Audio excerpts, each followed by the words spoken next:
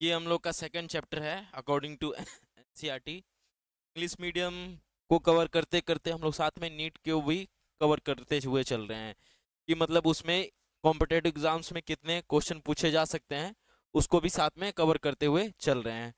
तो देखते हैं ये मतलब तुम लोगों का बहुत ही फेवरेट चैप्टर माना जाता है ह्यूमन रिप्रोडक्शन। क्या कहते हैं, लड़कों को सबसे फेवरेट चैप्टर है ये ह्यूमन रिप्रोडक्शन। तो इसमें क्या हम लोगों ने लास्ट क्लास मतलब लास्ट जो चैप्टर हम लोगों ने पढ़ा वो क्या था, sexual reproduction in flowering plants.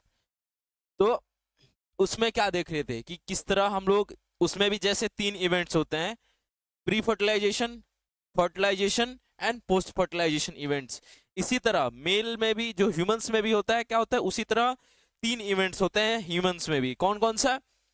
Pre fertilisation event, post fertilise मतलब fertilisation, and then post fertilisation events. तो उसी तरह इस मेल में भी जो ह्यूमंस में भी उसी तरह के इवेंट्स होते हैं। तो सबसे पहले देख लेते हैं events in sexual reproduction. Events in sexual reproduction, events in sexual reproduction, ये एनसीईआरटी के इंट्रोडक्शन में नहीं दिया है। सेक्सुअल रिप्रोडक्शन जिस तरह प्लांट्स में हो रहा था उसी तरह ह्यूमंस में भी ये भी यही होगा, ठीक है। तो देखो क्या कह रहा है, तो ये तो तुमको याद हो गया होगा। क्या है? Pre fertilisation, pre fertilisation, pre fertilisation event, ठीक। और दूसरा क्या है? Fertilisation, fertilisation. और तीसरा क्या था? Post fertilisation events, post fertilisation events. तो प्री फर्टिलाइजेशन क्या था, मैं बताया था लास्ट क्लास में भी। प्री फर्टिलाइजेशन ऐसा इवेंट है जो किसको देखता है, गैमीट किस तरह बनते हैं वो सब बताता है प्री फर्टिलाइजेशन इवेंट। फर्टिलाइजेशन क्या है? जब गैमीट बन गया, मेल गैमीट फीमेल गैमीट बन गया, अपने जंक्शन पे गया जहां पे इंसेमिनेट हुआ, फिर वहां पे जाके उसका फर्टिलाइजेशन हुआ। फर्टिलाइजेशन होने के बाद क्या हुआ? जाइगोट बना, जाइगोट के फॉर्मेशन के बाद एम्ब्रियो बना। इस तरह के प्रोसेस को पोस्ट फर्टिलाइजेशन इवेंट्स कहते हैं। तो एनसीईआरटी देखते हुए हम लोग चलेंगे, ठीक है। तो सबसे पहले जो एनसीईआरटी इंट्रोडक्शन देता है तो क्या कहता है कि इवेंट्स इन ह्यूमन रिप्रोडक्शन, कि क्या कहता है एनसीईआरटी कि ह्यूमन कैसे होते हैं। ह्यूमंस तो एक तो सबसे पहली बात, ह्यूमंस कैसे होते हैं? ह्यूमंस ह्यूमंस ह्यूमंस में जो सेक्सुअल रिप्रोडक्शन होता है ह्यूमंस में होता है वो। तो ह्यूमंस कैसे होते हैं? सबसे पहले एक तो सेक्सुअली रिप्रोडक्शन करते हैं, सेक्सुअल रिप्रोडक्शन करते हैं। और दूसरा चीज क्या है? दूसरा ये क्या है, होते हैं यूनिसेक्सुअल होते हैं। यूनिसेक्सुअल होते हैं, ऐसा नहीं कि मेल और फीमेल एक ही इंसान में पाया जाए, ऐसा कोई नहीं कैरेक्टर होता है इन लोगों में, ठीक है। तो ये कैसे होता है? यूनिसेक्सुअल कैरेक्टर होता है। उसके बाद तीसरा कैरेक्टर क्या है? ये वीवी पेरस होते हैं। वीवी पेरस ये ऐसा कैरेक्टर है जो गिव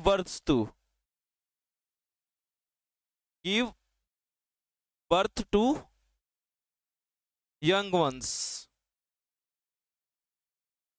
सिमिलर टू इटसेल्फ।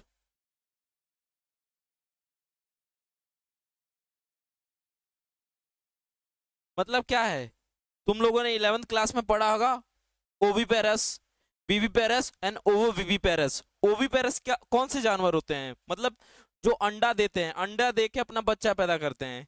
जैसे रेप्टाइल्स वगैरह, बर्ड्स वगैरह क्या करते हैं, एक घोंसले में जाते हैं, अंडा देते हैं, फिर वो अंडे से प्रोजेनी हैच आउट होती है, बाहर आती है।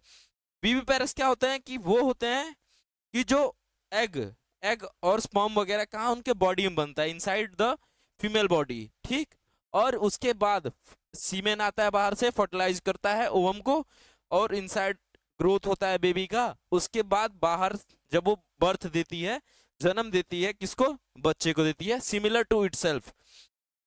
और क्या होता है कि और ओवोविविपेरस ऐसे जानवर होते हैं जो अंडा दे देते हैं और बच्चे को पैदा करके कहाँ अपने वूम में रखते हैं बाहर, एक जैसे कंगारू वगैरह हो गया, उसमें क्या होता है कि बच्चे को ऐसे अपने पोतली एक बना रहता है, उसी में लेके घूमती रहती है, तो ओवी पेरस होते हैं। और सबसे पहला क्या है, सेक्सुअल रिप्रोडक्शन होता है, यूनिसेक्सुअल होते हैं, ये सारे मेल फीमेल अलग अलग होते हैं। उसके बाद कैसे आते हैं, वीवी पेरस होते हैं, ठीक। तो ये एनसीईआरटी स्टार्टिंग में कहती है। उसके बाद एक और चीज कहता है एनसीईआरटी स्टार्टिंग में कि इवेंट्स कौन कौन से हैं सेक्सुअल रिप्रोडक्शन में, events in human reproduction, human reproduction में इवेंट्स कौन सा है, ठीक है। तो एनसीईआरटी पूछती है इवेंट्स इन ह्यूमन रिप्रोडक्शन। तो जिस तरह प्लांट्स में क्या हो रहा था, प्लांट्स में भी क्या हो रहा था कि सबसे पहले गेमीट बनता है, ठीक, गेमीट बनता है, तो उसी तरह क्या होता है इसमें, सबसे पहले गैमेटोजेनेसिस, गैमेटोजेनेसिस, फिर क्या होता है दूसरा इवेंट इंसेमिनेशन, इंसेमिनेशन, अभी मैं इस सारे को एक्सप्लेन करता हूं, ठीक है। इंसेमिनेशन, तीसरा इवेंट कौन सा है, फर्टिलाइजेशन, फर्टिलाइजेशन, फर्टिलाइजेशन तीसरा इवेंट, ये सब लिखा हुआ है नोट्स में, बस मैं तुमको बता रहा हूं इसलिए ताकि तुमको बोरिंग ना फील हो। फर्टिलाइजेशन, उसके बाद है इम्प्लांटेशन, इम्प्लांटेशन, उसके बाद क्या है, इम्प्लांटेशन के बाद जेस्टेशन, जेस्टेशन, और उसके बाद क्या है, जेस्टेशन के बाद क्या है, पार्चुरेशन, पार्चुरेशन, ठीक है। तो गेमेटोजेनेसिस क्या है, process of formation of egg और sperm inside the human body. तो ये गैमीट का फॉर्मेशन है। ये गेमेटोजेनेसिस कितने तरह का होता है, दो तरीके का होता है। एक जो मेल में होता है, मेल में किस चीज का फॉर्मेशन होगा, स्पर्म का प्रोडक्शन होगा, तो उसको हम लोग क्या करते हैं, स्पर्मेटोजेनेसिस, स्पर्मेटोजेनेसिस। ये सारा मैं अभी एक्सप्लेन करूंगा आगे, ये बस इंट्रोडक्शन एनसीईआरटी दिया है तो उसी को मैं समझा रहा हूं, ठीक है। ये क्या है, oogenesis, ये किस चीज का फॉर्मेशन है, ये ओवम का फॉर्मेशन है, उस फॉर्म का फॉर्मेशन है। मेल में ओवम का प्रोडक्शन है, एग का प्रोडक्शन है किसमें, फीमेल में। इंसेमिनेशन क्या है कि transfer of sperms inside the female body, ठीक है, ये इंसेमिनेशन कहलाता है। फर्टिलाइजेशन क्या होता है कि जैसे ही सीमेन फीमेल बॉडी में गया, ठीक, वहां पर से जो एग है रिलीज हुआ, अपने जहां पे फर्टिलाइजेशन होता है उस जगह पे पहुंचा, उसके बाद उन दोनों का फर्टिलाइजेशन हुआ, फर्टिलाइजेशन हो गया। उसके बाद फर्टिलाइजेशन के बाद इवेंट आता है इम्प्लांटेशन। अब फर्टिलाइजेशन तो हो गया, फर्टिलाइजेशन होने के विद इन 72 आवर एक ब्लास्टोसिस्ट का फॉर्मेशन होता है। उस ब्लास्टोसिस्ट का अटैचमेंट कहाँ पे, प्लेसेंटा पे या यूट्राइन वॉल पे। प्लेसेंटा तो उस वक्त बनी नहीं रहती है, उसको यूट्राइन वॉल कहते हैं। तो वहां पे अटैचमेंट, उसको हम लोग इम्प्लांटेशन का नाम देते हैं, ठीक। जेस्टेशन क्या होता है, अब वो लेडी प्रेग्नेंट हो गई, ठीक है, प्रेग्नेंट होने से, बर्थ होने से पहले तक के टाइम को लेडी प्रेग्नेंट तो हो गई, और प्रायर टू बर्थ मतलब बर्थ होने से पहले, जन्म जब वो बच्चे को जन्म दे दे उससे पहले तक के इवेंट को हम लोग जेस्टेशन पीरियड कहते हैं, ठीक। ये लेडीज में कितना होता है, 9 मंथ्स होता है, या 285 डेज भी कहते हैं, ठीक है। ह्यूमंस में कितना होता है, 9 मंथ्स होता है। एलिफेंट वगैरह में 18 महीने होता है, डॉग्स वगैरह में 6 महीने होता है, बकरी वगैरह में 6 महीने होता है, तो ऐसे। और गाय वगैरह भैंस वगैरह में कितना होता है, 9 महीना 10 दिन 15 दिन 20 दिन, भैंस में 10 महीना हो जाता है, ऐसे पहुंच जाता है। पार्चुरेशन क्या है, पार्चुरेशन क्या है कि जब फाइनली अब वो बच्चा 280वें दिन या 9 महीने बाद बच्चे को जब जन्म देगी, उसको हम लोग पार्चुरेशन कहते हैं, ठीक है। तो इसको हम लोग पार्चुरेशन कहते हैं। आओ एक बार नोट से देख लेते हैं, ठीक। नोट्स में भी यही लिखा है कि सेक्सुअल रिप्रोडक्शन कैसे होता है, कि पहली बात तो ये, जो ह्यूमंस हैं कैसे हैं, विविपेरस हैं, मतलब किसको जन्म देते हैं, बच्चे को जन्म देते हैं, बच्चा पैदा करते हैं, ना कि अंडा बनाते हैं, बाहर अंडा देते हैं, ठीक। तो क्या देते हैं, बच्चे को जन्म देते हैं, ठीक है। दूसरा कैसे होता है, ये यूनिसेक्सुअल होते हैं, मतलब कि मेल और फीमेल दोनों अलग अलग बॉडी में पाया जाता है, ना कि सेम बॉडी में पाया जाता है, ठीक है। इनके सेक्स जो ऑर्गन होते हैं वो पेयर होते हैं, अभी आगे चल के बताऊंगा। जो मेल सेक्स ऑर्गन है, मेल सेक्स ऑर्गन क्या है बताओ, टेस्टिस, टेस्टिस, ये पेयर्ड ऑर्गन होता है। फीमेल में कौन सा ऑर्गन होता है, ओवरी, फीमेल में कौन सा ऑर्गन होता है, ओवरी, फीमेल में ऑर्गन ओवरी होता है, ठीक है। और मेल में देखो टेस्टिस, फीमेल मेल में होता है, ओवरीज किस में होता है, फीमेल में होता है, क्योंकि उसमें गैमीट का फॉर्मेशन होता है प्यूबर्टी के टाइम पे, ठीक। गैमेटोजेनेसिस में तुमको बताया, formation of gamete, sperm and ओवा, इसको हम लोग, स्पर्म को प्रोडक्शन को हम लोग स्पर्मेटोजेनेसिस, और ओवम के प्रोडक्शन को हम लोग क्या कहते हैं, oogenesis, ठीक। इंसेमिनेशन क्या है, transfer of sperm into the female genital tract, मतलब फीमेल जेनाइटल ट्रैक्ट में जब हम लोग स्पर्म का ट्रांसफर करवा देंगे, पहुंचा देंगे, उस प्रोसेस को हम लोग इंसेमिनेशन कहते हैं, ठीक है। फर्टिलाइजेशन क्या है, स्पर्म का और एग का जो मीटिंग होगा, मतलब दोनों मिले, उस प्रोसेस को हम लोग फर्टिलाइजेशन कहते हैं। इसके प्रोसेस से हम लोग क्या बनाएंगे, जाइगोट का फॉर्मेशन करवाएंगे, ठीक है।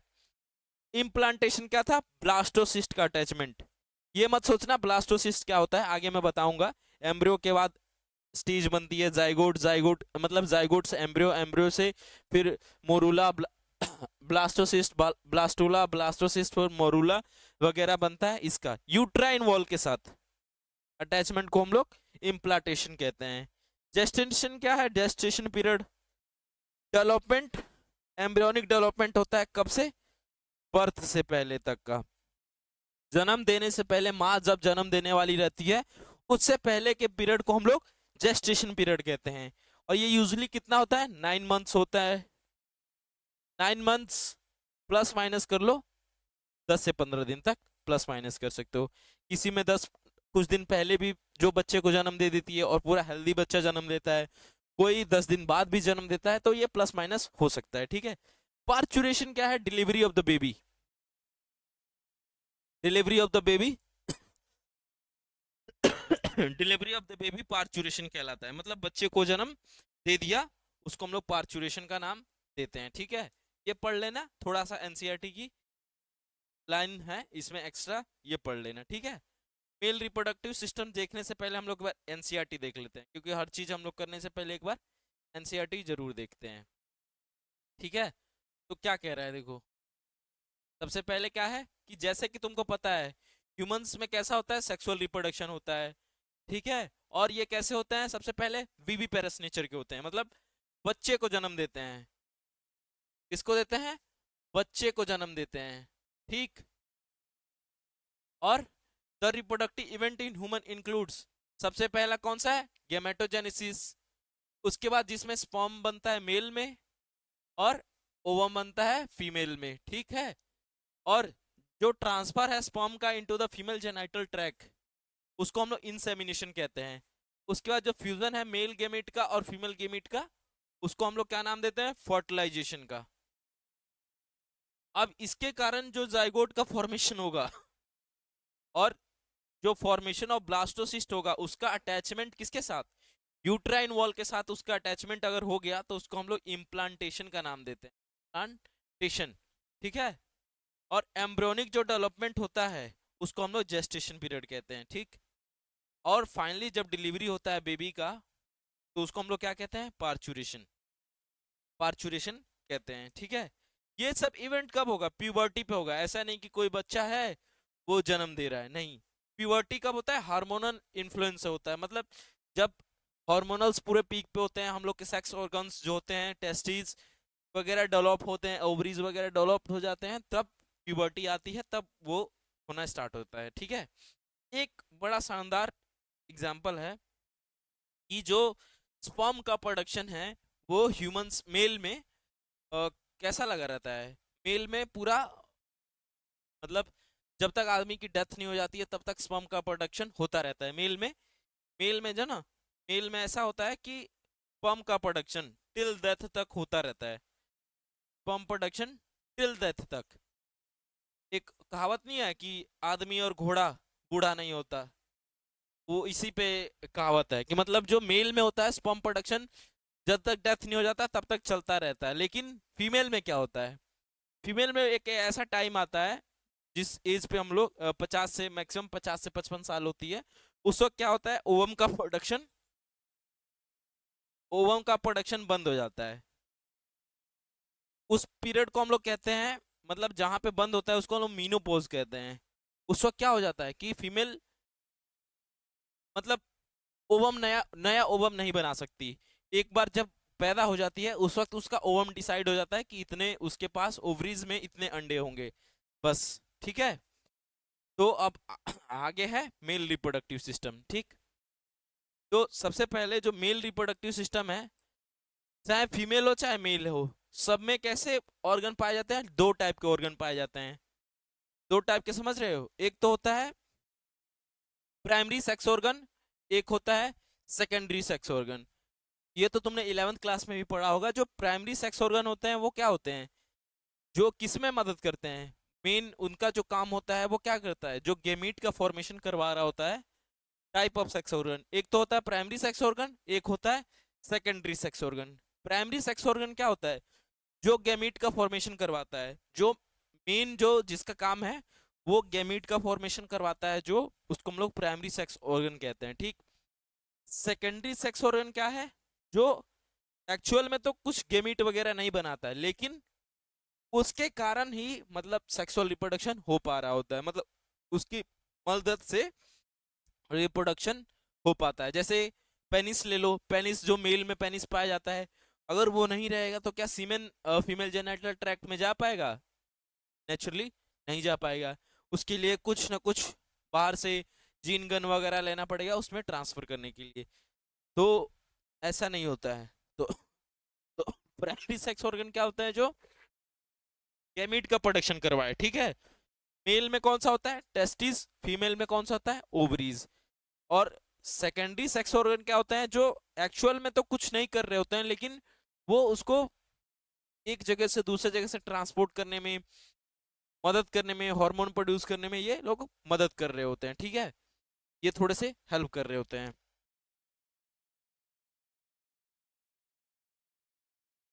तुम लोग का एग्जाम भी नजदीक आ रहा है, तो पास आने वाला है ना, जैन या फब में तुम लोग का प्री बोर्ड हो जाएगा, तो 4 महीने हैं। तो 4 महीने में हम लोग किसी तरह सारा सिलेबस कंप्लीट कर लेंगे और एक बार रिवाइज करने की कोशिश कोशिश नहीं, एक बार रिवाइज जरूर करेंगे। ठीक है, तो 4 महीना कितना है, अभी है, अभी चल रहा है सितंबर, सितंबर छोड़ दो, अक्टूबर नवंबर दिसंबर, 3 महीना है। 3 महीने में हम लोग सारा सिलेबस थोड़ा फास्ट फास्ट करेंगे और सारा सिलेबस कवर करने की कोशिश करेंगे। ठीक है, तो क्या कहते हैं कि और एक बार जनवरी तक हम लोग पूरा सिलेबस रिवाइज कर लेंगे। तुम्हारा बोर्ड हो चाहे तुम नीट दो, सबके लिए तुम्हारा इस पे से कवर हो जाएगा। नीट का जो तुम टॉपिक कहोगे वो मैं पढ़ा दूंगा, जो जैसा जैसा सीरीज लाने को कहोगे वो मैं करवा दूंगा, question practice series, mind map series, जो सीरीज कहोगे कराने को वो मैं सब करा दूंगा। ठीक है, तो आगे बढ़ते हैं। लेकिन एक चीज यार, थोड़ा यार बुला के ले आओ यार, दोस्तों को भी बुला के ले आओ। क्या कर रहे हो, दोस्तों को बुलाओ कि हाँ यार ऐसे चल रहा है, इंग्लिश मीडियम के लिए ऐसा है, तो बुला के लाओ थोड़ा दोस्तों को, हमारी भी थोड़ी मदद करो यार। क्या कर रहे हो तुम लोग, ऐसे तो नहीं चलेगा यार, थोड़ा दोस्तों को भी बुलाओ। ये तब सब देख लिया, अब देखते हैं हम लोग मेल रिप्रोडक्टिव ऑर्गन। जो प्राइमरी मेल रिप्रोडक्टिव ऑर्गन कौन सा होता है, टेस्टिस, और बाकी सब होते हैं वो एसेसरी ऑर्गन होते हैं, उनको सेकेंडरी ऑर्गन भी कहते हैं, सेकेंडरी सेक्स ऑर्गन भी कहते हैं। जैसे देखो ये पेनिस का स्ट्रक्चर दिया हुआ है, ये नीचे टेस्टिकल्स हैं, दिख रहा है, दिख रहा है ना, हाँ दिख रहा है। ये टेस्टिस, यहाँ पे देखो टेस्टिस, एपिडिडाइमिस, ये सब हम लोग देखेंगे क्या होता है। ठीक है, तो सबसे पहले बात उठती है, जो मेल का रिप्रोडक्टिव सिस्टम है कहाँ लोकेटेड होता है। मेल का मैं इसलिए लिख लिख के नहीं करा रहा हूँ कि उससे तुम्हारा टाइम सेव होगा, और टाइम सेव होगा तो हम लोग कोर्स जल्दी कंप्लीट करने की कोशिश करेंगे। ठीक है, अगर मैं लिखूंगा तो वही लेक्चर जो 40-50 मिनट में हम लोग सारा टॉपिक कवर कर लेते हैं, उसको कवर करने में कम से कम 1.5 घंटा लग जाएगा, 1.5 घंटा या 1 घंटा 40-50 मिनट लगेगा। इसीलिए ये पीडीएफ रहता है, मैं तुमको बस ओरली समझाने की कोशिश करता हूँ, बाकी सब लिखा रहता है उसको मैं एक बार पढ़ देता हूँ, फिर एनसीईआरटी से भी पढ़ता हूँ ताकि तुम्हारे दिमाग में घुसे, ठीक है।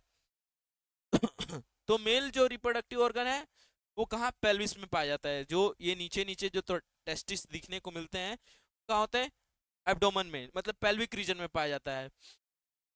मेल के पास क्या होता है, एक पेयर ऑफ टेस्टिस होता है, एसेसरी डक्ट्स होती हैं। एसेसरी डक्ट्स कौन सा होता है, जो मतलब गैमीट को ट्रांसफर करने में हेल्प कर रहा है, उसको स्टोर करके रख रहा है, वो एसेसरी डक्ट कहलाती है, ठीक है। उसके बाद एसेसरी ग्लैंड्स क्या होती हैं, जो उसके लिए एंजाइम न्यूट्रिशन वगैरह प्रोवाइड करवा रहा है, वो एसेसरी ग्लैंड कहलाती है। और एक्सटर्नल जेनिटिलिया कौन सा हो गया, एक्सटर्नल जेनिटिलिया वही पेनिस, एक्सटर्नल जेनिटिलिया हो गया, ठीक की बात हो गई। ये देखो पेनिस, ये रहा पेनिस, ठीक, ये पेनिस है, ये टेस्टिस है, जो नीचे की तरफ राउंड शेप में होता है टेस्टिस। जो उसके ऊपर टेस्टिस के ऊपर जो कवर होता है उसको हम लोग स्कोटम कहते हैं, जिस पाउच में वो मतलब बना रहता है उसको हम लोग स्कोटम कहते हैं। उसके बाद ये देखो bulbourethral gland, rectum, ejaculatory duct, ये सब हम लोग अभी देखेंगे आगे चल के, ठीक है। सबको एक एक को एक्सप्लेन करूंगा, एनसीईआरटी में तो उतना एक्सप्लेन नहीं करके दिया हुआ है। जो मेन रिप्रोडक्टिव ऑर्गन होता है मेल में कौन सा होता है, टेस्टिस, और ये पेयर्ड होता है, और कुछ अनपेयर्ड ग्लैंड्स भी हैं, ये एक याद कर लेना। पेयर्ड, ये दिख रहा है ना कि पेयर्ड ग्लैंड्स कौन सी होते हैं और अनपेयर्ड ग्लैंड्स। पेयर्ड ग्लैंड्स कौन सी हैं, मतलब ह्यूमंस में, ये नीट में क्वेश्चन कई बार पूछा जा चुका है कि पेयर ग्लैंड्स के नाम बताओ, या ऐसे दे देता है और बोल देगा कि ऐसा इनमें से कौन सा करेक्ट है जो पेयर ग्लैंड्स के लिए सही है, ठीक है। तो पेयर ग्लैंड्स में कौन है, मेल जेनाइटल डक्ट, जेनाइटल कौन सा डक्ट है, जो ये एपिडिडाइमिस ऐसे जा रही है, वास डिफरेंस वगैरह, ये सब कैसे हैं, ये कैसे हैं, डबल होते हैं, मतलब एक टेस्टिस दूसरा टेस्टिस दोनों एक दूसरे की आके जुड़ खुलते हैं इजैकुलेटरी डक्ट में, तो ये कैसे हैं, पेयर्ड हैं, ठीक है। एपिडिडाइमिस पेयर्ड होता है, यहाँ पे होता है एपिडिडाइमिस, इसके ऊपर हाईली कोइल्ड ऐसे स्ट्रक्चर होता है, तो ये एपिडिडाइमिस, ठीक है। उसके बाद सेमाइनल वेसिकल, यहाँ पे देखो ये जो छोटा छोटा तुमको दिख रहा है दो, ये यहाँ पे आया, ये दोनों क्या है, सेमाइनल वेसिकल्स हैं। उसके बाद इजैकुलेटरी डक्ट, इजैकुलेटरी डक्ट ये देखो, ये जो आती है वास डिफरेंस और एपिडिडाइमिस, इसमें आके खुलते हैं, इसको हम लोग इजैकुलेटरी डक्ट का नाम देते हैं। यहाँ पे एक डक्ट होता है, वो दो होता है, ठीक है, इजैकुलेटरी डक्ट। उसके बाद बल्बोयूरेथ्रल ग्लैंड, ये तुम आगे जाके देखोगे बल्बोयूरेथ्रल का काम बहुत मतलब अच्छा है, बल्बोयूरेथ्रल का काम तो देखने को मिलेगा अभी। अनपेयर्ड में कौन सा होता है, तो unpaired accessory organ includes scrotum, prostate gland, ये बहुत बार पूछा जा चुका है। प्रोस्टेट ग्लैंड कैसा होता है, सिंगल होता है, बस एक ही प्रोस्टेट ग्लैंड होता है, ठीक है, एक प्रोस्टेट ग्लैंड होता है बस। उसका यूरेथ्रा और पेनिस एक एक होता है। यूरेथ्रा क्या है, जो ऐसे ये लेयर इधर से पास होकर आ रही है, बीच में जो पेनिस के बीच वाला जो होल होता है उसको हम लोग कहते हैं यूरेटर, वहीं पे यूरेथ्रा होता है, जो यूरिन को कलेक्ट करके रखा रहता है यार, जो बहुत देर तक यूरिन कलेक्ट करके रखा रहता है, वही यूरेथ्रा है, ठीक है। आगे देखते हैं, ये देखो जो पेयर ऑफ टेस्टिस है वो किसमें रहता है, स्क्रोटम में रहता है, ठीक है। एसेसरी डक्ट्स, एसेसरी डक्ट्स में नाम आगे देखो, एसेसरी डक्ट्स में क्या है, रेटिटेस्टिस, वासा डिफरेंशिया, एपिडिडाइमिस और वास डिफरेंस, ये तुमको मैं भी याद करवाऊंगा। ये सीमेन का पाथ भी होता है, इसको सीमेन का पाथ भी बोलते हैं। जो सीमेन इजैकुलेट होता है वो किस किस रास्ते से होके गुजरता है, ये पाथ है, देखो रेटिटेस्टिस, वासा डिफरेंशिया, एपिडिडाइमिस और वास डिफरेंस, ये सीमेन का पाथ होता है। एक्सटर्नल जेनिटिलिया कौन सा है, पेनिस, एक्सटर्नल जेनिटिलिया कौन सा होता है, पेनिस। अब देखो ये रहे टेस्टिस दो, ये किस में कवर होता है, स्क्रोटम में कवर होता है, ठीक, ये देखो टेस्टिस, और ये बाहर स्क्रोटम में कवर होता है। और जो टेस्टिस के ऊपर ऐसे गोल गोल सा तुमको ऐसे कभी वो छोटे छोटे राउंड से स्ट्रक्चर देखने को मिलते हैं, वो क्या होता है, एपिडेडिमिस होता है, दोनों साइड में होता है। और ऐसे जो ऊपर से ऐसे लेयर जो टेस्टिस होता है, उसको ऐसे ऊपर से ऐसे घुमा के ऐसे आती है, वो क्या है, वास्ट डिफरेंस है। और यहाँ पे प्रोस्टेट ग्लैंड है। सेमाइनल वेसिकल्स देखो, ये सेमाइनल वेसिकल ये रहा, ठीक। उसका यूरेटर, ये रहा यूरेटर। ब्लैडर, ये हो गया। जो एक चीज तुमको बताऊं जो मेल जो कहते हैं कि वो क्या कहते हैं यार, नसबंदी करवा लो, वो नॉर्मली क्या होता है, वास्ट डिफरेंस को क्या करते हैं, यहाँ से कट करके रख के यहाँ पे बांध देते हैं, कट को ये दोनों साइड से कट के यहाँ पे बांध देते हैं। तो सीमेन क्या होता है, टेस्टिस से आगे ट्रांसफर नहीं हो पाता है, ठीक है। आगे देखो, हेंस फीमेल क्या होता है, हेंस मेल रिप्रोडक्टिव सिस्टम में क्या क्या आ गया, स्क्रोटम आ गया। स्क्रोटम में क्या होता है, टेस्टिस होते हैं, जो क्या बनाता है, गेमीट का फॉर्मेशन करवाता है। उसके बाद क्या आ गया, एपिडेडाइमिस। एपिडेडाइमिस के बाद क्या हो गया, वास्ट डिफरेंस। फिर इजैकुलेटरी डक्ट, इजैकुलेटरी डक्ट, उसका urethra, seminal vesicle, prostate gland, bulbo urethral gland, और उसके बाद पेनिस, ठीक है। देखो, ठीक है। तो हम लोग जल्दी से जल्दी कोर्स करने की कोशिश, खत्म करने की कोशिश करेंगे। अब तुम सोच रहे होगे, तुम्हारे मन में एक सवाल आना चाहिए कि देखो, तुमको टेस्टिस पे चोट लगता है तो बहुत तेज पेन होता है, तो उसको बाहर रखने की क्या जरूरत है, बाहर नहीं रखना चाहिए था टेस्टिस को। पहले एक मैं चीज बता देता हूँ कि स्क्रोटम कैसा होता है, इसके पास सैक लाइक दो लोब होते हैं, ठीक है। और हर लोब में एक टेस्टिस पाया जाता है, देखो दोनों साइड एक एक लोब है, उसमें सब में एक एक टेस्टिस पाया जाता है। स्क्रोटम किससे बना होता है, थिक पिगमेंटेड टिश्यू से बना होता है। देखो तो उसका जो टिश्यू देखते होगे तुम, लेयर जो, वो मोटा होता है, ठीक है। और इन द बिगिनिंग टेस्टिस किस में पड़ा होता है, एब्डोमिनल कैविटी में पड़ा होता है। एब्डोमिनल कैविटी, जब 7th मंथ ऑफ प्रेगनेंसी होती है मदर की, जब 7 मंथ ऑफ प्रेगनेंसी होती है, 7वें महीने में, 7 मंथ्स ऑफ प्रेगनेंसी, तो उस वक्त क्या होता है, मम्मी के जब पेट में सब बच्चे होते हैं, तो उस वक्त क्या होता है कि सेक्स का वो होता है, मतलब डिसेंडेंट ऑफ टेस्टिस, मतलब उस वक्त क्या होता है, 7 मंथ ऑफ प्रेगनेंसी में हम लोग का जो टेस्टिस क्या होता है, डिसेंड डाउन हो जाता है। कहाँ से होता है ये पूछा जाता है, ये इंग्वाइनल कैनाल से, मतलब यहाँ से एक देखो रुको मैं बता रहा हूँ, यहाँ से एक ऐसे, यहाँ से एक लेयर जा रही होती है डाउनवर्ड्स डायरेक्शन में, नीचे की तरफ दो होते हैं, उसमें इंग्वाइनल कैनाल से होते हुए टेस्टिस किस में जाता है, स्क्रोटम में पहुंचता है, ठीक है। और ये इसको हम लोग क्या कहते हैं, अगर वो नहीं, अगर तुम सोचो टेस्टिस नीचे नहीं गई, तो उसको हम लोग नाम देते हैं क्रिप्टो ऑर्किडिज्म। मतलब ये एक बीमारी की तरह माना जाता है, अगर टेस्टिस नीचे नहीं गई, बच्चे का जन्म हो गया, जन्म होने के बाद टेस्टिस नीचे है ही नहीं, तो उसको हम लोग नाम देते हैं क्रिप्टो ऑर्किडिज्म, क्रिप्टो ऑर्किडिज्म का नाम देते हैं। और कई बार क्या होता है, if the inguinal canal is not close completely, तो ये रिजल्ट इन इंग्वाइनल हार्निया। तुम देखते होगे कई बार जो वेट लिफ्टिंग करते हैं, वेट लिफ्टिंग करते हैं, वो यहाँ पे अपने कमर के पास क्या लगाते हैं, पट्टा लगा देते हैं। किस लिए लगाते हैं वो कमर पे पट्टा, ताकि इंग्वाइनल कैनाल में जब वो बैठे तो ऐसे, जब वेट लेके बैठे तो वो पानी इंग्वाइनल कैनाल से घुस न जाए स्कॉटम वगैरह में, इसलिए ना घुस जाए, ठीक है, ओपन ना हो जाए हैवी वेट करने के लिए, इसलिए वो पट्टा लगाते हैं उसको कवर, मतलब बांध के रखने के लिए, ठीक है। स्क्रोटम क्या करता है, अब मैं यही बोल रहा था तुमको कि स्क्रोटम की क्या जरूरत है, स्क्रोटम बॉडी के बाहर है। तुम सोचो सारा ऑर्गन, इतना इंपॉर्टेंट इंपॉर्टेंट ऑर्गन है, वो बॉडी के सारे अंदर है, वो क्यों बाहर है, उसको बॉडी के अंदर होना चाहिए, उसको तो वो तो सिर्फ गेमिट बना रहा है, तो गेमिट तो अंदर भी बना सकता था ना, अंदर रह के एब्डोमिनल कैविटी में रह के बना सकता था, लेकिन उसको बाहर क्यों रखा गया, क्योंकि ये क्या करता है, बॉडी के बाहर जो हम लोग का नॉर्मल बॉडी टेम्परेचर होता है 37 डिग्री सेल्सियस होता है, ठीक है, और 37 डिग्री सेल्सियस और 98.4 डिग्री फ़ारेनहाइट, ठीक है, ये नॉर्मल बॉडी टेम्परेचर होता है, ठीक। लेकिन जो सीमेन प्रोडक्शन या स्पर्म का प्रोडक्शन है, वो लोअर देन बॉडी टेम्परेचर चाहिए, lower than body temperature, lower than body temperature चाहिए। अगर बॉडी टेम्परेचर से नीचे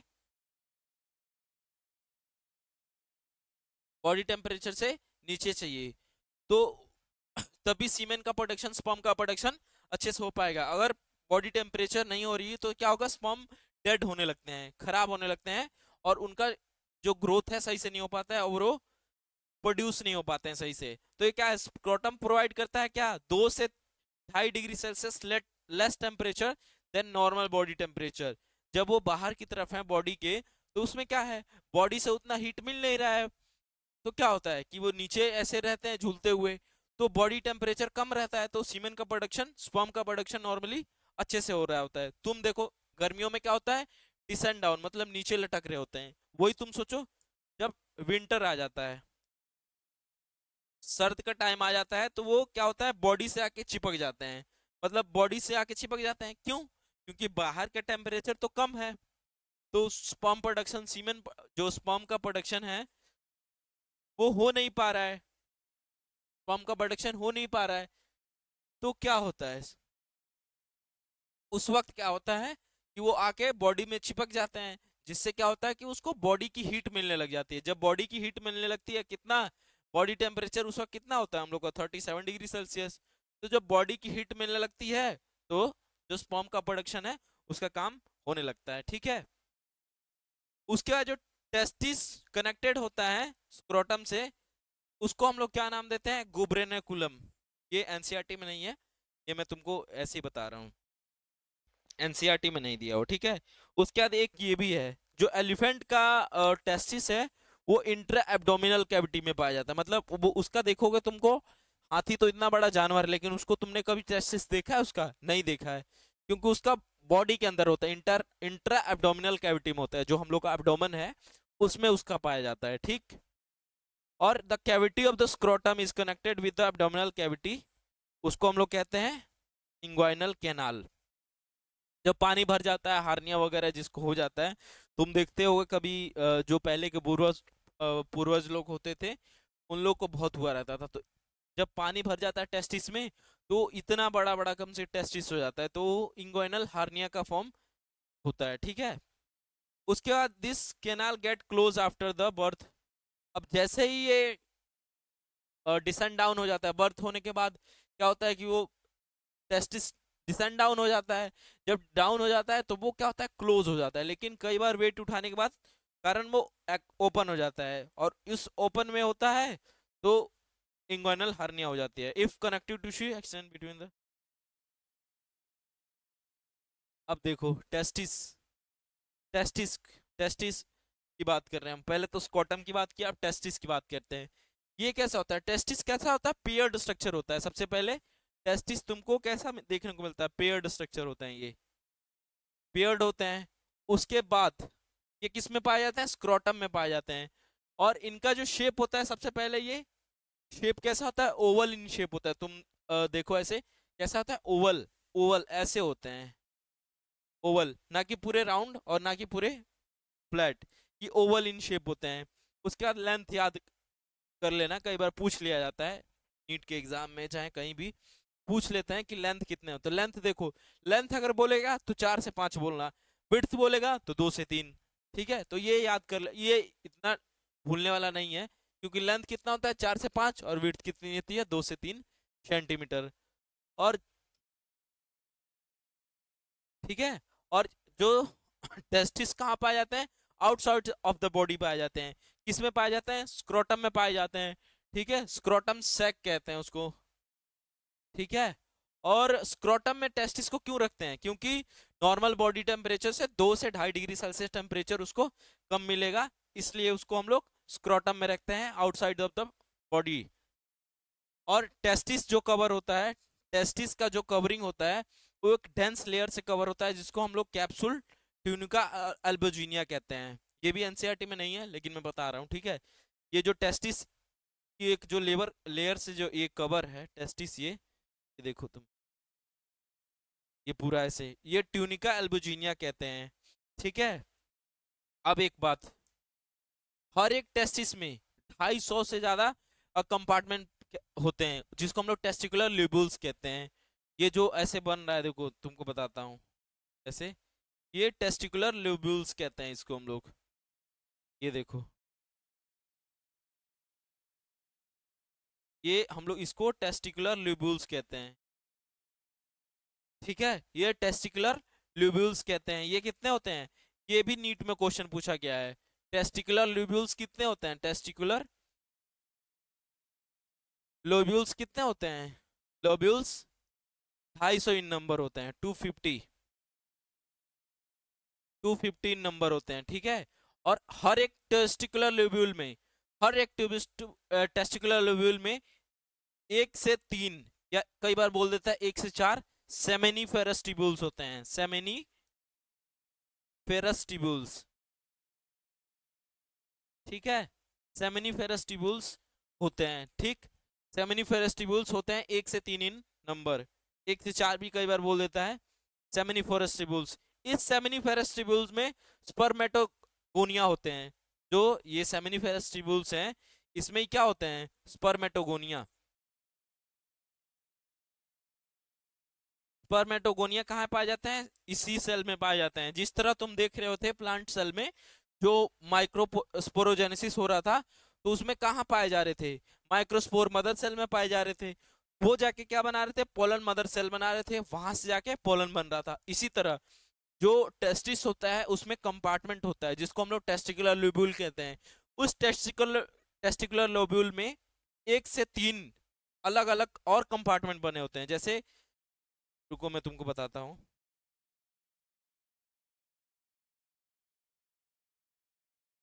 ये वैसे यार इतना वो है, याद करने वाला है, इसको इतना टेंशन मत लो, बाकी तुमको याद हो जाएगा।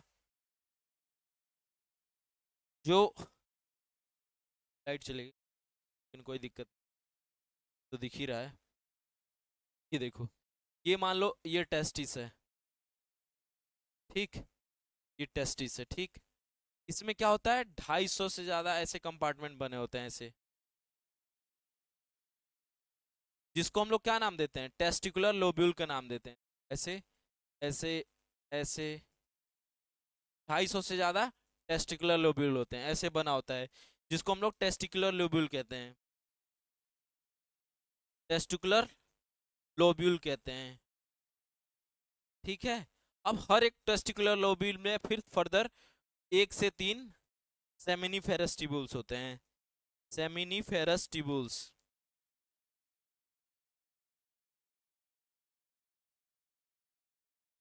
ठीक है।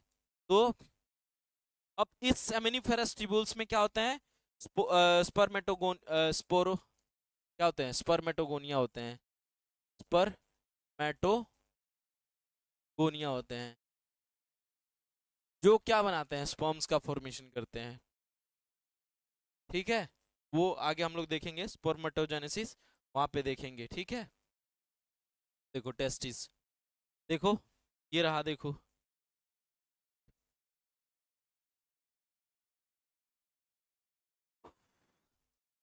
तो ये देखो, ये जो कंपार्टमेंट बना हुआ है, ये रहा, ये रहा, ये, तो इसको हम लोग टेस्टिकुलर लोब्यूल कहते हैं। अब इसमें फर्दर ऐसे देखो तीन कंपार्टमेंट बने हुए हैं, उसको हम लोग सेमनीफेरस ट्यूब्यूल कहते हैं। ये 1 2 3 नंबर होते हैं, ठीक है। उसके बाद ये जो मैं तुमको बता रहा था, देखो ये हाईली कॉइल्ड है, ये एपिडेडाइमिस फॉर्म करता है, देखो ये ऐसे ऐसे ऊपर घूम के आ रहा है, एपिडेडाइमिस का फॉर्मेशन करता है, ठीक। आगे देखते हैं सेमिनिफेरस ट्यूब्यूल्स, ये देखो, ये एनसीईआरटी में अभी हम लोग देखेंगे।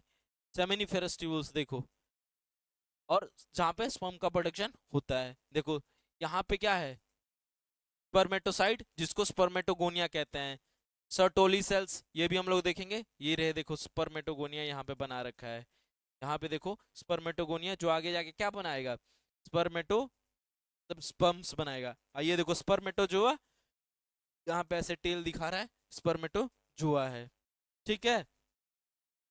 देखो क्या कह रहा है, यहाँ पे क्या कह रहा है कि जो मेल जर्म सेल हैं स्पर्मेटोगोनिया, और हाँ एक चीज बता रहा हूँ, जो क्या होता है सेमिनिफेरस ट्यूब्यूल्स हैं, इसमें दो टाइप के सेल पाए जाते हैं, एक मेल जर्म सेल्स और दूसरा Sertoli cells. Male germ cells क्या होते हैं, स्पर्मेटोगोनिया होते हैं। वो क्या करते हैं, स्पर्मेटोगोनिया उसमें पाए जाते हैं, जो मियोटिक डिवीजन करके क्या बनाते हैं, स्पर्म का प्रोडक्शन करते हैं। तो स्पर्मेट सेमिनिफरस ट्यूब्यूल्स में कितने सेल पाए जाते हैं? दो टाइप के सेल पाए जाते हैं, एक मेल जर्म सेल और दूसरा Sertoli cells. Male germ cells क्या करता है? मेल जर्म सेल्स क्या फॉर्मेशन करता है? स्पर्म का प्रोडक्शन करवाता है, ठीक है, जिसको हम लोग स्पर्मेटोगोनिया कहते हैं। किससे करवाता है? Meiotic division. मियोटिक डिवीजन मतलब क्या? मियोसिस उसमें हो रहा है। और दूसरा क्या है? Sertoli cells. इसको सस्पेंसर सेल या सपोर्टिंग सेल्स भी कहते हैं। ये क्या प्रोवाइड करता है? ये न्यूट्रिशन प्रोवाइड करता है, न्यूट्रिशन प्रोवाइड करता है, ठीक है। अब तुम उसमें बताओ, जो पोलन मदर सेल में कौन न्यूट्रिशन प्रोवाइड कर रहा था? वीडियो पॉज करना और रोक के बताना कि उसमें कौन। दे दो, यहाँ पे लिखा है सेमिनिफेरस ट्यूब्यूल क्या करता है? न्यूट्रिशन प्रोवाइड करवाता है। और यहाँ पे एक देखो, सेमिनिफेरस ट्यूब्यूल के बाहर बाहर तुमको सेल देखने को मिल रहे होंगे साइड में, उनको हम लोग क्या कहते हैं? लीडिंग सेल्स कहते हैं। लीडिंग सेल्स या इंटरस्टिशियल सेल्स, जो ये हार्मोन बनाता है जिसके कारण हम मेल दिखते हैं। मेल इसलिए ये हम लोग को पहचान देता है कि तुम मेल क्यों हो, तुम फीमेल क्यों हो, ये पहचान देता है। एंड्रोजन्स का फॉर्मेशन करता है। जो ये लीडिंग सेल्स है, लीडिंग सेल्स या इसको हम लोग इंटरस्टिशियल सेल्स भी कहते हैं। इंटरस्टिशियल इंटरस्टिशियल सेल्स ये क्या करता है? एंड्रोजन्स का फॉर्मेशन करता है। एंड्रोजन्स द मेल, जो मेल हार्मोन्स होते हैं उनको एंड्रोजन्स कहते हैं। ग्रुप ऑफ मेल हार्मोन्स हैं, उनको एंड्रोजन्स कहते हैं। मेल हार्मोन कौन सा होता है? टेस्टोस्टेरोन। टेस्टोस्टेरोन मेल जो हार्मोन होता है, टेस्टोस्टेरोन मेल, जो मेल हार्मोन होता है टेस्टोस्टेरोन, उसका फॉर्मेशन करता है ये लीडिंग सेल्स या इंटरस्टिशियल सेल्स कहते हैं। हार्मोन, एंड्रोजन और अदर। इसमें कुछ देखो इम्यूनोलॉजिकल कॉम्पिटेंट सेल भी पाए जाते हैं, जो क्या होते हैं कि मान लो अगर कोई खराब सब्सटेंस आया तो यहाँ पे कौन मारेगा? उसको ये मारने वाले सेल्स होते हैं जो उसको मारते हैं, ठीक है। आगे चलते हैं। एपिडाडाइमिस, ये एनसीईआरटी में है, ये भी पूरा डिटेल में नहीं दिया हुआ है, लेकिन मैं बता दे रहा हूँ, तुम्हारे नॉलेज के लिए बता रहा हूँ, ठीक है। एपिडाडाइमिस कैसा होता है? हाईली कोइल्ड पार्ट होता है, और ये कैसे टेस्टिस को ऐसे उल्टा की पीछे की तरफ ऐसे कवर होता है। इसके तीन पार्ट होते हैं, ठीक है। एक होता है कॉर्पस एपिडाइमिस, कॉर्पस एपिडाइमिस और कॉर्डा एपिडाइमिस, ठीक। इसका मेनली काम क्या होता है बॉडी में? ये स्टोर करके रखता है स्पर्म्स को। जब तक उनका मैचुरेशन नहीं हो जाता है तब तक उनको क्या करके रखता है? मैचुरेशन होने ये स्टोर करके रखता है पैसेज तक। ये स्टोर करके रखता है किसको? स्पर्म्स को। Epididymis serve as the duct for passage for, ये वाज डिफरेंस, अभी मैं बताऊंगा इसको, ठीक। तो ये देख लेना, ये एनसीईआरटी में वैसे इतना नहीं। देखो ये रहा एपिडिडाइमिस, ये देखो ये एपिडिडाइमिस पूरा हाईली क्वाइल्ड होता है। इसके तीन पार्ट है देखो, कॉपोट, कॉर्पस, कॉडा, ठीक है। ये एपिडिडाइमिस का पार्ट है। ये रहे देखो, यहाँ पे पूरा एकदम अच्छे से आया है। सेमिनिफेरस ट्यूब्यूल्स ये रहा देखो, और ये रहा इसमें जो स्पर्मेटोगोनिया प्रेजेंट है वो, ठीक है। तो आगे जाके मेल जर्म सेल्स यानी कि स्पर्म का प्रोडक्शन कर रहा है। वास्ट डिफरेंस, वास्ट डिफरेंस क्या होता है कि ये देखो वास्ट डिफरेंस, ये रहा वास्ट डिफरेंस।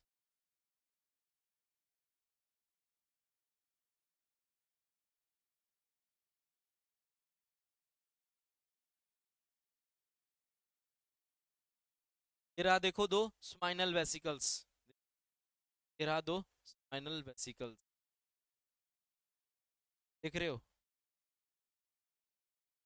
वेसिकल, जैकुलेटरी डक्ट, जब दोनों स्पाइनल वेसिकल आके किस में खुल रहे हैं? एक डक्ट में खुलते हैं जिसको इजैकुलेटरी डक्ट कहते हैं। उसके पीछे प्रोस्टेट ग्लैंड होता है। मान लो ये दो ऐसे डक्ट जा रहे हैं, ठीक है, ये दो डक्ट जा रहे हैं, इसके पीछे ऐसे जो प्रोस्टेट होता है ऐसे होता है, देखो ये रहा इजैकुलेटरी डक्ट, तो ये सिंगल उस पर चिपके रहते हैं। ये यूरेथ्रा, सिंगल यूरेथ्रा जा रही है। लेडर वो वास्ट डिफरेंस। तो ये क्या है? जो एपिडाइडमिस है वो फर्दर जाके किस में कंटिन्यू हो जाता है? वास्ट डिफरेंस में कंटिन्यू होता है। और ये ज्वाइन करता है किसको? सेमाइनल वेसिकल को। सेमाइनल जो वास्ट डिफरेंस है वो, जो एपिडाइडमिस है वो किस में खुलता है? वास्ट डिफरेंस में। और ये एब्डोमिनल कैविटी के साथ मिलके, सेमाइनल वेसी के साथ मिलके, जब एब्डोमिनल कैविटी, एब्डोमिनल कैविटी का वॉल प्लस सेमाइनल वेसिकल, माइनल वेसिकल्स मिलके क्या फॉर्मेशन करते हैं, इजैकुलेटरी डक्ट का फॉर्मेशन करते हैं। और ये मस्कुलर ट्यूब होता है, अराइज कहाँ से होता है, lower end of the epidermis. ये इतना नहीं देखेगा। हाँ, इसमें देखो क्या करते हैं, इसको हम लोग कट कर देते हैं। इसी को जब कट कर देते हैं, जिसको हम लोग वेसेक्टोमी का नाम देते हैं। इजैकुलेटरी डक्ट क्या होता है, इजैकुलेटरी डक्ट कई बार पूछ लेगा किससे किससे मिलकर बनता है, तो ये किससे मिलकर है, vas deferens, vas deferens plus seminal vesicle, seminal vesicles दोनों से मिलके क्या बन रहा है, इजैकुलेटरी डक्ट। और ये एंटर किस में फाइनली करता है, यूरेटर में, यूरेथ्रा में ओपन करता है। ठीक है। एसेसरी ग्लैंड्स, 3 एसेसरी ग्लैंड्स होते हैं, इनका बहुत रोल होता है। मैं तुमको बताता हूँ, देखो एक चीज और बता दूं तुम, ये रहा देखो सेमाइनल वेसिकल, इसको पूरा मैं तुमको विजुअलाइज कराने के लिए इतने इमेज लेके आता हूँ। देखो ये रहा सेमाइनल वेसिकल्स, ठीक है। ये देखो सेमाइनल वेसिकल और ये वास डिफरेंस आ रहे हैं, दोनों मिल के कहाँ खुल रहे हैं, देखो यहाँ पे खुल रहा है। ये देखो यहाँ पे, इसको हम लोग कॉमन इजैकुलेटरी डक्ट कहते हैं। ये इजैकुलेटरी डक्ट, इजैकुलेटरी डक्ट किस में कंटिन्यू हो रहा है, यूरेथ्रा में कंटिन्यू हो रहा है। देखो इजैकुलेटरी डक्ट किस में कंटिन्यू हो रहा है, यूरेथ्रा में। ठीक, ये रहा यूरेथ्रा। ठीक है। प्रोस्टेट ग्लैंड कहाँ पे होता है, देखो प्रोस्टेट ग्लैंड ऐसे पीछे है, मैं तुमको बताया था ना, ये ऐसे पीछे प्रोस्टेट ग्लैंड पाया जाता है। Urethra, bulbo urethral gland, urethra के पीछे दो ऐसे P like shape, P shape के दो ग्लैंड पाए जाते हैं, जिसको बल्बो यूरेथ्रल ग्लैंड कहते हैं। ये बल्बो यूरेथ्रल ग्लैंड क्या करता है कि जब कोइटस होता है, मीटिंग होता है, उस वक्त क्या होता है, कोइटस के टाइम पे ये लुब्रिकेशन प्रोवाइड करता है पेनिस को। पेनिस को क्या प्रोवाइड करता है, बल्बो यूरेथ्रल ग्लैंड क्या करता है, बल्बो यूरेथ्रल, ये क्या प्रोवाइड करता है, लुब्रिकेशन प्रोवाइड करता है। जब कोइटस हो रहा होता है उस वक्त लुब्रिकेशन प्रोवाइड करता है ये। ठीक है। और एक चीज बता रहा हूँ कि तुमको पेनिस के साइड साइड में, किनारे किनारे में कुछ व्हाइट व्हाइट सा डिस्चार्ज देखने को मिलता है, व्हाइट व्हाइट कलर का। वो क्या होता है, इसी का सिक्रीशन होता है, बल्बो यूरेथ्रल ग्लैंड का ही सिक्रीशन होता है, जो व्हाइट व्हाइट कलर का तुमको मिलता है, लुब्रिकेशन के लिए ये बनाता है, उसलिए ये बनाता है। ठीक है। अब देखते हैं, जो सेमाइनल वेसिकल क्या करता है, सिक्रीट करता है फ्लूइड, जो कैसा होता है, अल्कलाइन नेचर का होता है। जो वहां का जो यूरेथ्रा, यूरिन का पीएच कितना होता है, एसिडिक इन नेचर होता है। ठीक है, एसिडिक नेचर का होगा तो सीमेन वगैरह जब निकलेगा तो क्या करेगा, वो डेड हो जाएगा। जैसे यूरेथ्रा देखो, हम लोगों में क्या होता है, यूरिनोजेनाइटल ट्रैक्ट होता है, मतलब यूरिन निकलने का भी और स्पर्म निकलने का भी एक ही डक्ट है, जहां से यूरिन निकलता है वहीं से स्पर्म निकलते हैं, तो डक्ट तो एक ही है। ठीक है। तो इसमें क्या होता है कि यूरेथ्रा, जो यूरिन होता है उसका पीएच एसिडिक नेचर का होता है, तो उसको आपने पढ़ा होगा एसिड को बेस न्यूट्रलाइज करता है। तो अब इसको न्यूट्रलाइज करने के लिए किसी बेस की जरूरत है, तो क्या होता है कि ये जो सेमाइनल वेसिकल का जो सिक्रीशन होता है कैसा होता है, अल्कलाइन नेचर का होता है। और ये क्या करता है, ये न्यूट्रलाइज कर देता है वहां के एसिडिक नेचर को, जिसको हम लोग स्माइनल पेलाज्मा कहते हैं। ठीक है। जो न्यूट्रलाइज कॉन्स्टिट्यूट, इसमें देखो, हाँ एक चीज और बता दूं, इसमें देखो फ्रक्टोज होता है, क्लोटिंग प्रोटीन्स में क्या, क्लोटिंग प्रोटीन्स कौन सा, calcium plus 2 ions and prostaglandins. ठीक है।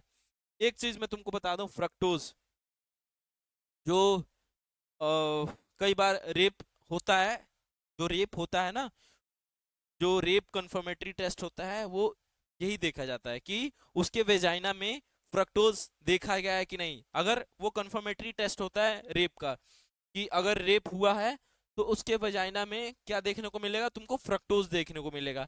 फ्रक्टोज से हम लोग को पता लग जाता है कि रेप हुआ है कि नहीं हुआ है। ठीक है। किसी का भी अगर रेप होता है तो उसमें फ्रक्टोज पाया जाता है। तो ये रेप विक्टिम पहचानने के लिए, जो रेप विक्टिम्स होते हैं उसको पहचानने के लिए ये फ्रक्टोज देखा जाता है। अब तुम सोचो कि फ्रक्टोज तो मतलब सबका सेम है, लेकिन देखो फ्रक्टोज का डीएनए, मतलब मेरा डीएनए अलग है, तुम्हारा डीएनए अलग है, इससे पहचाना जाता है कि हाँ कि ये किसका डीएनए है और ये रेप हुआ है कि नहीं हुआ है। फ्रक्टोज कन्फर्मेटरी टेस्ट बताता है, ठीक है। सिक्रीशन हेल्प इन न्यूट्रलाइज, यहाँ पे लिख दिया acidity of the male urethra later on the female reproductive system. जो फीमेल में भी जब जाएगा तो सिक्रीशन, जब कॉइटस होता है तो तुम देखोगे कि लुब्रिकेशन अपने आप आता है। वो लुब्रिकेशन क्यों आता है? ताकि जो एसिडिक नेचर है वेजाइना का और वहां का, वो सब क्या हो, न्यूट्रलाइज हो जाए, ठीक है। प्रोस्टेट ग्लैंड, प्रोस्टेट ग्लैंड क्या करता है, प्रोड्यूस करता है कुछ ऐसे फ्लूइड्स जो कैरी करते हैं स्पर्म को ड्यूरिंग इजैकुलेशन। अब देखो स्पर्म में इतना लिक्विड तो बन नहीं रहा, स्पर्म सीधा स्पर्म है, ठीक है। ऐसे उसका बॉडी पार्ट, उसके बाद ये नेक पार्ट और टेल, बस ये स्पर्म होता है, ठीक। उसके पास कोई लिक्विड तो है नहीं पहुंचने के लिए, तो ये क्या करता है, ट्रांसपोर्ट प्रोवाइड कराने के लिए ये लिक्विड कुछ ऐसे बनाता है जिसमें स्पर्म तैर कैसे जा सकता है वेजाइना तक, तैर के जाने के लिए ये ऐसे लिक्विड बनाता है, ठीक है। उसके बाद हाँ, secretion of prostate gland acidic होता है, जो कंटेन करता है कुछ, ये तो एनसीईआरटी में नहीं दिया है। और ये एक और चीज लिखा है कि ये न्यूरिश भी करता है, इसका जो सिक्रीशन है वो स्पर्म को न्यूरिश भी करता है, ठीक है। ये देखो कॉपर्स ग्लैंड और पार्थो बल्बोइरेथ्रल ग्लैंड, ये कैसा होता है, पेयर्ड होता है, पेयर्ड होता है। अभी वो ऊपर वाला था प्रोस्टेट ग्लैंड, वो कैसा था, एक होता है, एक ही नंबर होता है। सेमाइनल वेसिकल भी कितना होता है, दो होता है।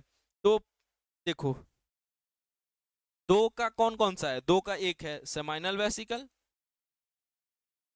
सेमाइनल वेसिकल्स, और कौन सा है एक, सेमाइनल वेसिकल प्लस क्या था, बल्बोइरेथ्रल ग्लैंड, बल्बोइरेथ्रल ग्लैंड, यूरेथ्रल ग्लैंड। ये दोनों कैसे हैं, पेयर्ड हैं। सिंगल में कौन सा है, prostate gland, prostate gland single होता है बस, ठीक है। आगे देखते हैं हम लोग। तो क्या कह रहा है, ये स्मॉल पेयर्ड पी, मैं बोला तुमको ना, छोटे मटर के दाने जैसा इसका स्ट्रक्चर होता है। कहाँ पे होता है, ये अगर यूरेथ्रा है, अगर ये यूरेथ्रा है, मान लो ये यूरेथ्रा है, तो इसके दोनों साइड किनारे किनारे पे छोटे छोटे मटर के दाने जैसा ये पाया जाता है, ठीक है। और ये क्या करता है, इसको हम लोग कॉपर ग्लैंड्स के भी नाम से जानते हैं। ये क्या प्रोवाइड करता है, म्यूकस, ऐसा वो व्हाइट कलर का जो मैं तुमको बोल रहा था, साइड साइड पे पड़ा होता है ग्लैंड्स पेनिस के, वहां पे साइड साइड में पड़ा होता है, जो क्या करता है, एक तो ये काउंटरैक्ट करता है, मतलब एसिडिटी को न्यूट्रलाइज करता है, और दूसरा लुब्रिकेशन प्रोवाइड करता है during sexual intercourse, sexual intercourse के टाइम पे ये लुब्रिकेशन प्रोवाइड करवाता है, ठीक है। आगे चलते हैं। अब आ गया पेनिस, पेनिस, पेनिस में देखो अंदर में जो पेनिस का जो होता है उसमें दो टिश्यू पाए जाते हैं। रुको, इसमें लिखा है कि नहीं, आगे नहीं लिखा है,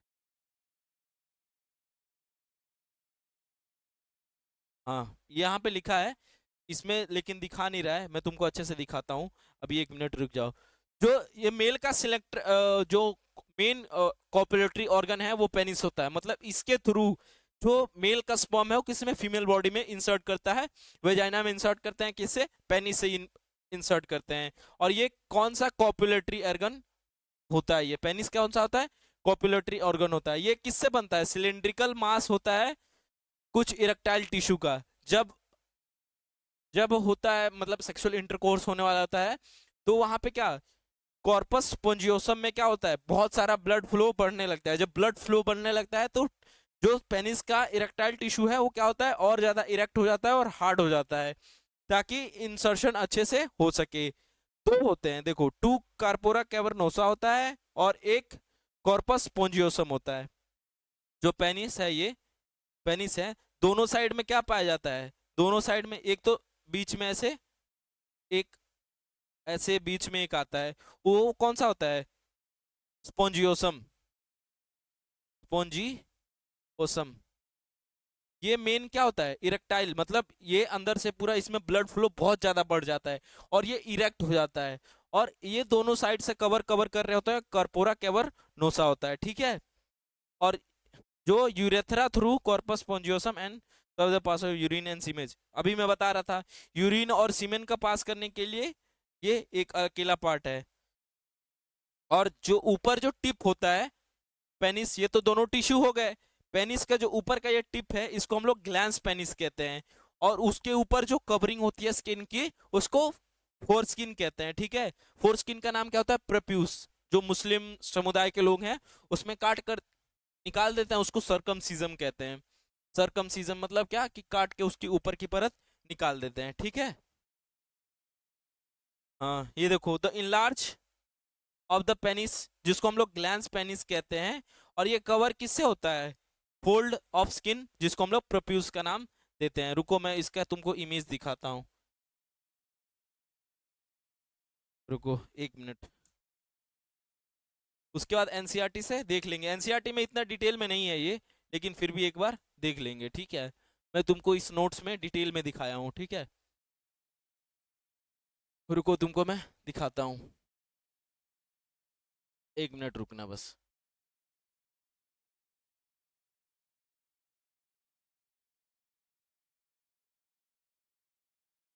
बस 1 मिनट रुकना यार।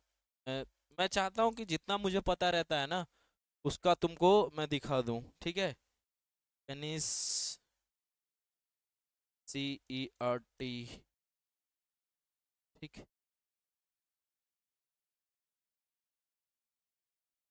बस 1 मिनट रुक जाओ। इसका CRT हटाओ यार, NCERT नहीं। ये देखो, ये देखो, ये देखो यहाँ पे अच्छा से दिख रहा है। देखो प्रोस्टेट ग्लैंड, ये यूरेथ्रा आ रही है, ठीक है। एक सिंगल यूरेथ्रा आ रहा है। ये देखो यहाँ पे यूरेथ्रा पास कर रहा है, ठीक। ये यूरेथ्रा है। और ये देखो बल्बो यूरेथ्रल ग्लैंड, ये दो पी शेप का स्ट्रक्चर होता है जहां से निकलता है, ठीक। ये पेनाइल यूरेथ्रा जो पेनिस के अंदर का पार्ट है। ये देखो कॉर्पोरा कैवर्नोसम, ये रहा कॉर्पोरा कैवर्नोसम जो साइड साइड के सपोर्ट के लिए टिश्यू है वो। और ये रहा बीच वाला जो टिश्यू है कॉर्पोरा स्पोंजियोसम, ये जो सिंगल एक होता है कॉर्पोरा स्पोंजियोसम, ये देखो यहाँ पे। और ये जो इसका टिप है इसको हम लोग ग्लैंस पेनिस का नाम देते हैं। और इसके ऊपर जो कवरिंग होता है उसको हम लोग प्रोप्यूस कहते हैं, ठीक। तो ये जो मेन जो कॉर्पोरा स्पोंजियोसम है इसमें ब्लड ब्लड फ्लो बहुत बढ़ता है, तब ये इरेक्टाइल टिश्यू बनता है, ठीक है। अब देखते हैं हम लोग नोट्स।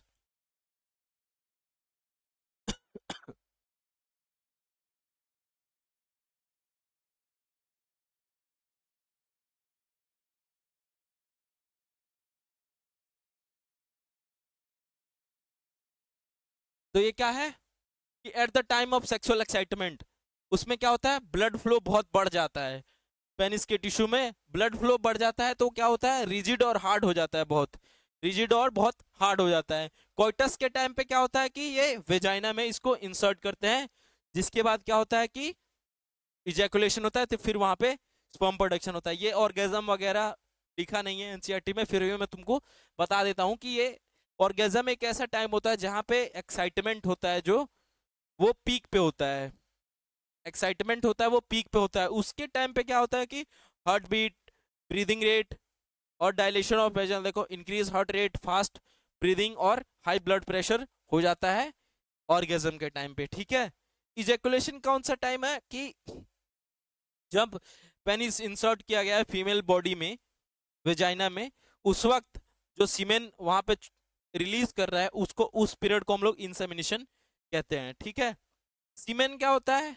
एक कॉपुलेटिंग मैन डिस्चार्ज अबाउट 3 से 4 ml of semen in once ejaculation about 200-300 million sperms. हाँ एक चीज और बता रहा था, जो ये गैंग रेप वगैरह होता है उस वक्त देखते हैं कि सीमेन की मतलब क्वांटिटी कितनी है, मतलब कितने ml सीमेन उसमें पड़ा हुआ है फीमेल बॉडी में। उससे देख के हमको पता लगता है कि गैंग रेप्ड है कि नहीं, ठीक है। जैसे कि एक नॉर्मल मेल होगा वो 3 से 4 ml सीमेन निकालता है, लेकिन अगर वही 4-5 मेल होंगे तो सोचो 15 से 20 ml सीमेन तुमको देखने को मिलेगा, ठीक है। सीमेन कैसा होता है? अल्कलाइन विस्कस फ्लूइड होता है, व्हाइट कलर का जो विस्कस फ्लूइड होता है। और ये मिक्सचर किसका किसका होता है? सीक्रेट वास डिफरेंस का, seminal vesicle, prostate gland and Cowper's gland का मिक्सचर होता है, ठीक है। तो ये देख लेना भाई। हाँ ये देखो एक सीमेन, सीमेन दिया है, secretion of seminal vesicle, prostate gland, Cowper's gland, sperm from the testis, vas deferens, sperm का पाथ। हाँ यार एक चीज ये जरूर याद रखना, स्पर्म सबसे पहले कहाँ से निकलता है, देखो स्पर्म निकलता है टेस्टिस से, उसके बाद रेटिटेस्टिस, फिर वास ये वास, इसको हम लोग वास डिफरेंस इफ्रेंशिया, उसके बाद एपिडिडाइमिस, फिर वास डिफरेंस ये एम्पुला, फिर इजैकुलेटरी डक्ट यूरेथ्रा, फिर वेजाइना ऑफ फीमेल अगर इंसर्ट किए तब, नहीं तो नहीं। ठीक है, तो स्पर्म का एक याद कर लेना, ये तो याद कर लेना है, देखो टेस्टिस से कहाँ जाएगा, टेस्टिस से जाएगा रेटिटेस्टिस, रेटिटेस्टिस, उसके बाद कहाँ जाएगा वास, वासा इफ्रेंसिया। ठीक है, इफ्रेंशिया, वासा इफ्रेंशिया, वासा इफ्रेंशिया के बाद कहाँ जाएगा एपिडेडाइमिस, एपिडेडाइमिस, एपिडेडाइमिस, उसके बाद कहाँ जाएगा वास डिफरेंस, उसके बाद कहाँ जाएगा इजैकुलेटरी डक्ट, सीधा कहेंगे इजैकुलेटरी डक्ट। ठीक है, तो एनसीईआरटी तुम देख लेना, ठीक है, इसका एनसीईआरटी देख लेना, और ये लेक्चर हम लोग यहाँ पे एंड करते हैं, इसका एनसीईआरटी पढ़ लेना, और क्वेश्चन अगर लगाना होगा तो क्वेश्चन लगा लेना। जितना जल्दी से जल्दी हम लोग इसको ख़त्म करने की कोशिश करेंगे ताकि सिलेबस जल्दी कंप्लीट हो जाए और हम लोग अपना ख़त्म कर लें।